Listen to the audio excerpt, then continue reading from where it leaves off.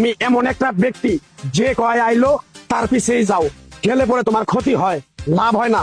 কথাটা ঠিক না ঠিক? ঠিক। ডাক করলা না, না। যখন তোমার কাছে টাকা পয়সা থাকে, এখন তোমার আপন বন্ধু বান্ধব, কাছের মা বাবা মা থাকে। যখন তোমার কাছে টাকা পয়সা থাকে না, তোমার আত্মীয় স্বজন কোনো বন্ধু বান্ধব তোমার কাছে থাকে না। কথাটা ঠিক না ঠিক?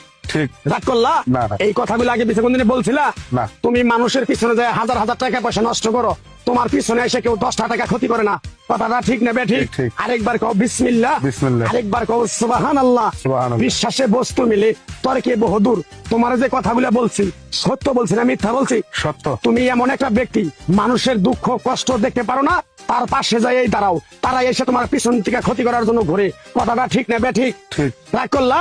না। কিছুদিন আগে একটা বিপদে পড়ছিলা, অনেক বন্ধু বান্ধবের কাছে 10-20-50 হাজার টাকা হাওলা চাইছো, তারা তো ফোন করেই নেই, তোমার সাথে এখন যোগাযোগ বন্ধ করে দিছে। কথাটা ঠিক না ঠিক? ঠিক, ঠিক। রাগ করলা? না, না। এই তাবিজ গাছ গাছরা দিয়া কারো কাছে টাকা পয়সা নিয়ে খাই না, তোর কাছ থেকে সামান্য কিছু টাকা নিয়ে আমি একসঙ্গে হোটেলে খামু, দিতে পারবি? পারবো। পারবি? পারবো। হাইট লাগবো না, তোর মনটা খুবই বড়। কেউ 50 টাকা চাইলে তোর 5,000 টাকা দিয়ে দেস। কথাটা কি করছি বুঝতে পারছ? জি। আরেকবার কবি বিসমিল্লাহ। বিসমিল্লাহ। বিসমিল্লাহ বলার সাথে সাথে তুই আমারে 500 টাকা দিবি, তোর এক টুকরা গাছ দিয়ে যাবো।